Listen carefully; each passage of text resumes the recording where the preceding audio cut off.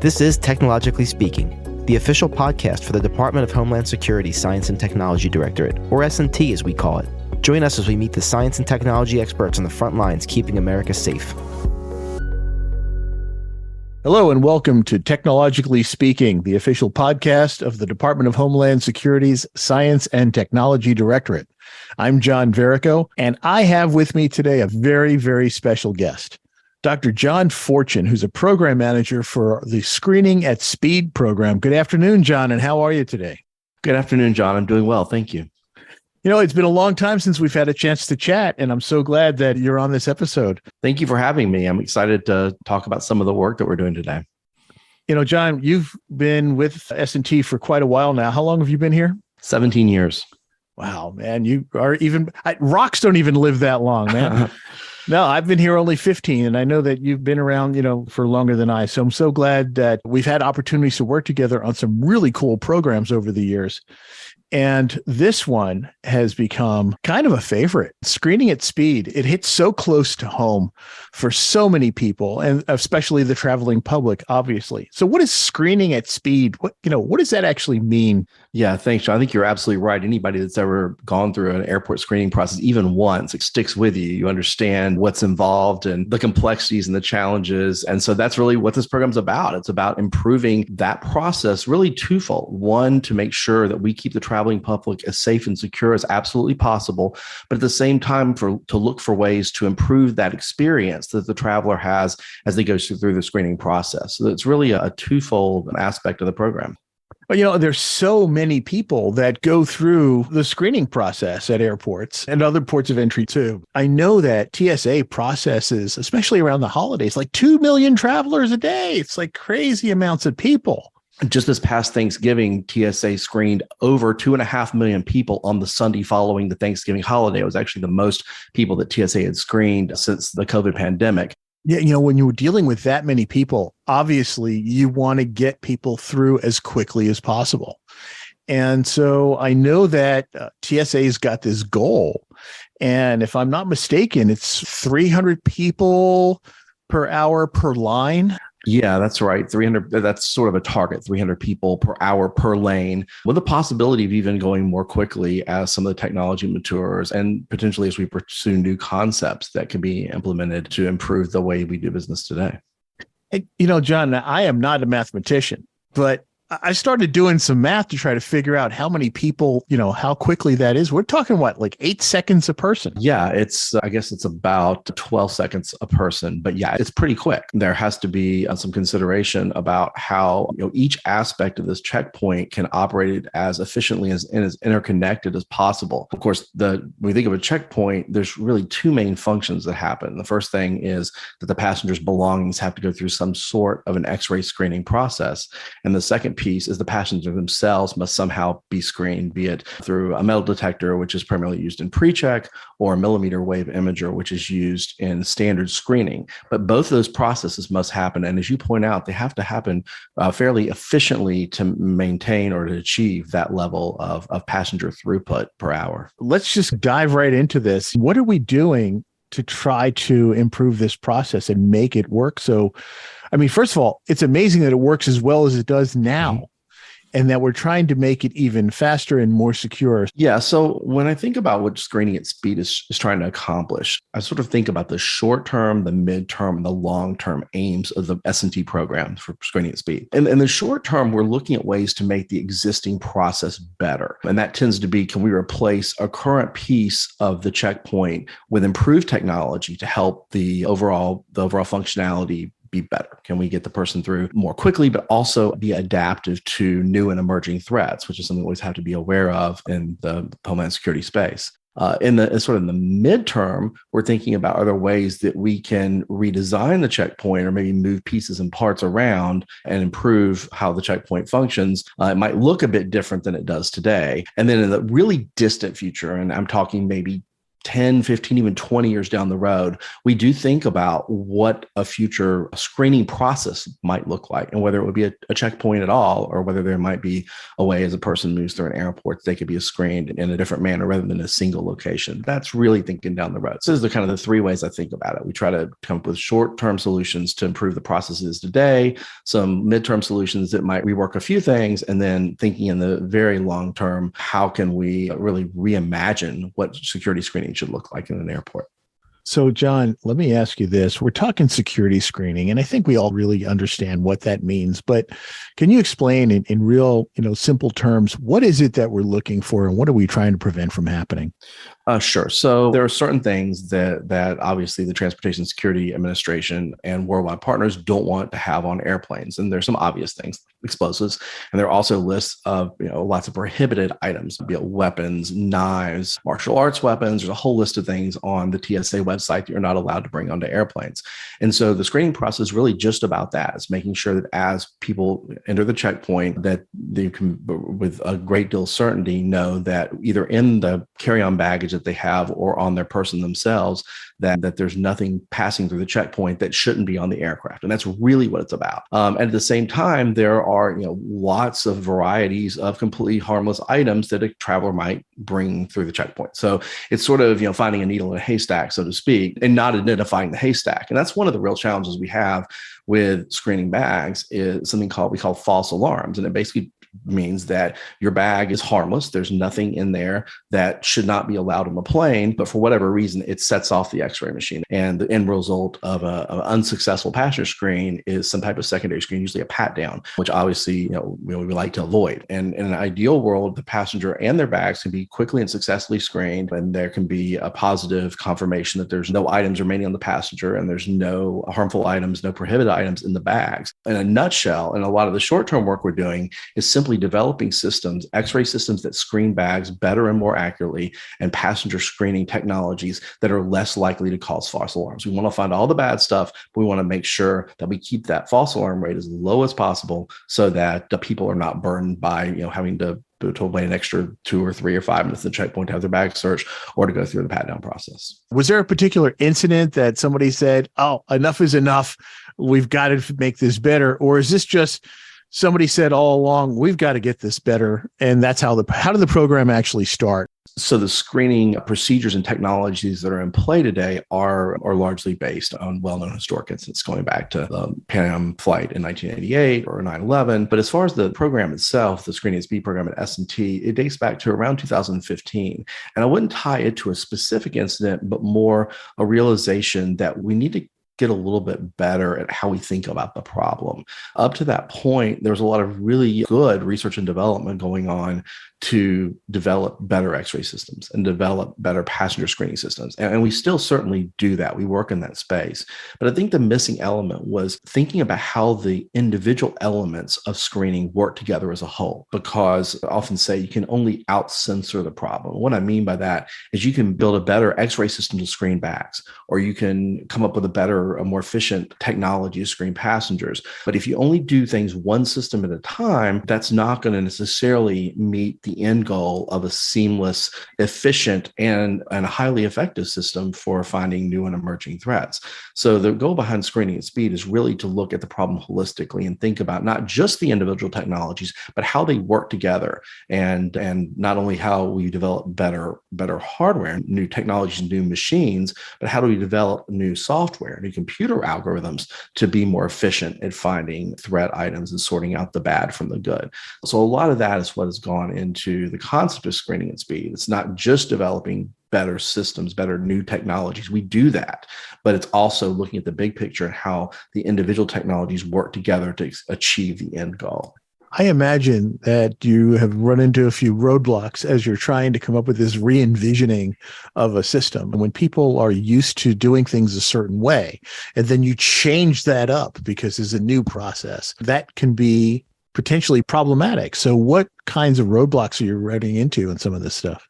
Sure. So sometimes we run into the roadblocks on what I'm calling the simple piece. It's really not simple because even designing new passenger imaging systems, for example, or new X-ray systems, these are complex technologies and they have to be really precise to detect the items that need to be detected and also to avoid detecting items that we're not worried about. So just the basics is hard. And so we've certainly had, challenges where we think we have a technology that's looking promising and we found out, we just can't manufacture this key piece of the system reproducibly or without issue. And so sometimes we have to change direction in the developing of technology. So that's one aspect is each individual thing we're working on is really a challenge as it is because just the space we're dealing with. But as far as rethinking how operations work, that's a much longer term process. So that's where our partnerships with TSA become really important and where we think about not just, obviously don't just throw something out in the field and say, let's go. We have to think about how we can do an operational demonstration or an operational test of a technology. And we have a number of ways we can do that. There's an innovation checkpoint at Harry Reid Airport out in Las Vegas that TSA maintains. That's one test bed that we have the opportunity to use. We also sometimes do testing, obviously at TSL, Transportation Security Laboratory, as part of DHS S&T, and also the TSIF, which is the TSA Security Integration Facility, which is a facility that TSA maintains where we can test new system concepts. So before it ever goes into a fully functioning airport operational context, we have to think about how we can test technology, and especially if we're reinventing a little bit how we do the process, that has to be tested over and over again. Yeah, this whole thing is fascinating. And I love the fact that, like you said, everything is got to be tested and tried out before it gets rolled out, right? It's not like we put together a new widget and then put it out there and go, here you go, guys, go and use this. There's a lot of work that goes on behind that. And I remember this is an enormous challenge. And the fact that you're making the progress that you are is just beyond belief. Thank you. And yeah, I'm a scientist at heart. I spent years working in a laboratory, and you can do a lot of cool stuff in a laboratory, but it's entirely different when you have to take a technology and boil it down and fit it in the right size and make it work quickly enough and accurately enough and use the type of power that's available. And you don't have the same options when you're working in a functional airport that you do when you're in a laboratory. And making those technologies workable in a real world setting is definitely one of our big challenges. So tell me about some of the successes that you've had and some of the progress that we've made. Yeah. Okay. So one of the technologies we have developed is a high definition passenger imaging system. So if you think about older television sets versus your new 4K high definition sets and the much better pictures you get, the idea is to provide better images to the passenger that then are examined through automated computer algorithms. And that combination is used to determine whether a person needs to be pulled aside for a secondary screening or a pat down versus whether the person passed through. And the idea is you get a lot better image to start with, you're going to make a lot fewer mistakes. So that should greatly reduce the false alarm and greatly reduce the number of pat downs and also allow better, more accurate capturing of a threat if it happens to be there. So that's one area we've invested tremendously is in better hardware for passenger screening. And we're looking not only at systems where you would go in and pause like you do in the current system, we're pushing the boundaries farther to look at systems that can either do a very rapid scan or possibly even scan a passenger in motion. So you wouldn't even have to stop. You could just continue to move past a panel that would determine if there was a threat or not. So that's an area we're making a huge amount of investment, and not only on the hardware, the systems themselves, but also on the algorithms. Wouldn't that be great? Yeah, that'd be awesome.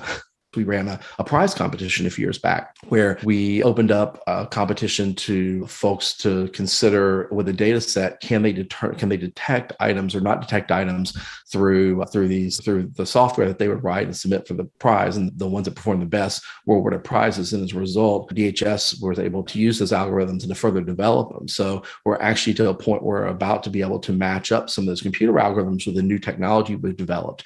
And I think we think the outcome is going to be a system that is much better in detecting threats and also avoiding the false alarms that lead to pat downs. So I think the area of the passenger screening space has been huge.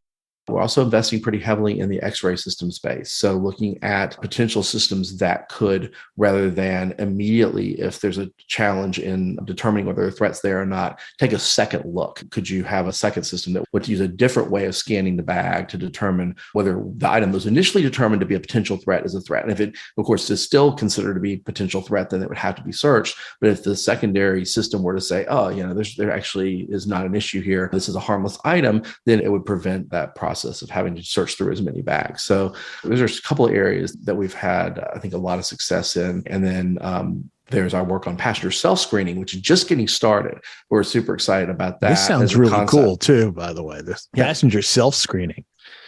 Yeah. The idea is if you go to the local supermarket this day and age, more likely than not, you're going to check yourself out. You're going to have to go take your groceries and your items and put them up in the scanner and scan them all and put your credit card in, pay and leave. So people are getting fairly familiar with that process. In many places, that's really the only way of doing business anymore. So we got this concept working with some of our colleagues at TSA in the last 3 or 4 years. Wouldn't it be great if we could do something similar, at least in certain cases, for airport screening, so that someone could come in, they could put their bags into the system, it could scan them, they could maybe be scanned by a panel, so everything would take place at one time and without having to have any intervention from a transportation security officer. They could get a green light and they could just move straight through, and then the next person come in and everything would be self-paced and ideally it would be miniaturized, so you could have multiple of these kiosks rather than having a single checkpoint at a given location. And there would also be some flexibility between how you configured this depending on the size of the airport and how much space they had available. So this is a concept that we kicked off about 3 years ago, and we have several companies working on the problem right now. And we've got some test systems that are going to be coming off the line in early 2023. We're going to get to take a look at and do some testing with. So we're really excited about that. It's amazing that we're almost there. Wow. We're almost there, at least to getting our first look, right? The first step is to make one of the system and to figure out, actually, the first step was to figure out what a self-screening checkpoint might look like, because we really didn't know. I mean, we didn't really know we know what the basic functions that have to be done, but how the different systems could be put together and how much space they would take and how long it would take per passenger and how this would be arranged, within the footprint of a checkpoint. That was all things that we weren't really sure about. So it was early in the project, we actually set that out to industry and said, hey, if you were to design a checkpoint for us that was a self-screening concept, how would you build it? And so we got some concepts back. We're able to evaluate them and determine which ones we thought were most promising and then move forward with those. So we're pursuing 2 different general concepts right now. And then we also have some folks that are developing some of the pieces and parts of the system that are going to be necessary to make it run. So, for example, a miniaturized computed tomography, CT bag screening, a small panel, a single panel that could do the passenger screening, video analytics to help a person navigate the system and perhaps provide an assist if they're having difficulty in using the system successfully, or someone were to try to not follow their instructions. They were instructed to put all the belongings from their pockets in a basket and they chose not to do so. So now I was just thinking about the self-checkout at the grocery store and all the problems people have, with that process, and now putting it in something as complex as this. Yeah. And it's definitely not going to be a one size fits all. I mean, there may be situations where, if you have the problem at the grocery store, you eventually hit the button and your light starts blinking and somebody comes over and helps you. I think it would be a very similar thing at an airport. You have transportation security officers that are on standby. They're available to help folks that are having trouble with the system, or maybe need a different screening pathway because that particular way of doing things doesn't work, whether it's a large group, maybe it's a huge family, it could be a number of things that could trigger that. So there would be points for help and intervention if someone's unable to go through that process. And really for any technology we develop, I think that always has to be in the back of our mind, is that the traveling public is very diverse. And so you have business travelers that travel multiple times a week, you have large families that travel, you have people that are traveling for leisure, you have people that have physical challenges, you have a lot of different cases that will break the mold. So you have to think about that. Yeah. You think about, like I said, in the grocery store, you've got the option to go to self-checkout, or there's still a standard checkout line. Most of the time. You find more and more, there's fewer and fewer of the actual legitimate, full service checkout lines. But I don't want to speak for TSA and their planned ConOps, but is it still the vision that there would still be traditional security checkpoint lines, and there would be these optional self-screening type of platform. Yeah, I think the initial goal would be to roll this out in some pre-check type of checkpoints where you have folks that are more seasoned travelers and folks that have that already that have expedited screening, folks that are familiar with a certain type of pre-screening process that would probably be more likely to adapt quickly to the self-screening. And then, depending how it works in that context, then there could be consideration going forward. But again, this is just an experimental system right now. That's amazing. And I know that you mentioned earlier before that working with S&T's own transportation security lab, what kinds of work are we doing at that particular facility? Yeah, so we work closely with our transportation security laboratory, largely to do testing of some of the systems that we developed. We often build one system or maybe two as our first step when we're developing new technologies. And we'll have these prototypes, we call them, that we can send to TSL and they can collect data on it. One of the first things we need to do if we have a passenger imaging system is for us to collect images of mock passengers to get data so that we can, for example, develop new computer algorithms for the systems. So one of the big things TSL does is they, whether it's a passenger imaging system or a baggage imaging system, they'll collect test images so that we can develop software to accompany the system and also just to test the overall performance of the system. How often can a new baggage screening system detect threats? How likely is it to detect the threats that it needs to detect? And how often does it make a mistake? How often does it make a false alarm? So TSL can do all that kind of work, whether it's understanding the performance of a system or it's collecting data on an experimental system so that we can develop either develop software algorithms to support the system or potentially go back and improve the system to a new version that they can do further testing on. And we've delivered quite a few experimental prototype systems to TSL over the last few years. We've done a couple of different versions of the high definition passenger screening system with the stationary ones. And we actually have an in-motion panel screening system that's at TSL right now. Wow. So they have, I think, 3 different versions of systems that we've done on passenger screening. We also have a shoe scanner at TSL right now that we've developed. I was going to ask you about that shoe scanner next, actually. Yeah, we're really excited about the shoe scanner because that's been a tough nut to crack over the last 10 to 15 years, ever since people started having to remove their footwear 15, 20 years ago. Yeah. It really is a challenge because people wear lots of different types of footwear, and then you have to have a system that's able to provide good images and also be fast enough, because if the passenger screening system itself can scan a passenger in 3 seconds and it takes 40 seconds to scan the shoes, that doesn't do much good. And that's been one of the big challenges is some of the shoe scanners in the past have been really slow. The shoe scanner that we built really is using the same basic technology in the next generation passenger screening systems. We're taking a lot of the pieces and parts out of the system and just putting them in a slightly different design that's intended to scan shoes instead of scan a person's image. So we have a couple of different designs for shoe scanners right now. And the one we're really excited about is one that could be fit into the passenger screening system so that someone could come in and they could briefly pause in the system. And while the passenger is being cleared for threats, their shoes could be scanned at the same time. So that's one possible use. But there are other possible uses too, because the shoe scanner could be potentially placed at different points in the checkpoint to carry out that function. That's something we are really excited about. And it's up at the TSL right now, the Transportation Security Laboratory, and they've done some initial testing. And so far, the results look really good, actually. This whole thing is, like I said, it has the potential to really improve the lifestyle for folks. So I'm just going to ask you a couple of interesting questions about yourself, and, the joy that you get out of this. I've known you for a long time, John, and we've worked on a lot of really cool projects together over the years. But I have really seen some incredible enthusiasm since you've taken on the Screening at Speed program. And what personally do you find so rewarding about this work? And I think there's an opportunity here to really have an impact. So yeah, I'm pretty passionate about that. I think that's exciting that, in 5-10 years, I might be walking through the airport and I can think to myself, wow, that's some work we did at S&T that's affecting everybody that comes through here every day of the year. That's excellent, John. If there was something that you had to say that you wanted to sum up what your impact or the impact of this program is going to be to the world, what would you want people to know? I think our human nature is we want to do things better. And we don't want to just say that, we can just kind of keep doing what we're doing and get by. And I think what this is what about. It's about people. One of the great things that we can enjoy in our society and really probably have only been able to enjoy in the last 100 years is the ability to travel all over the world in a matter of, a day or two at most. And it's a really great thing. And to make that process safe and secure and simple and future thinking and kind of keep up with the times, I think is important. We don't want to just do what we do to get by. We want to make everybody's lives easier. We want to keep up with making sure that we're addressing any new threats that come down the pike, and make sure that, we work with our airport partners as well to make sure that whole experience, whether it's security or the whole process by which somebody goes through to get on their plane and get to their destination, is as seamless as possible.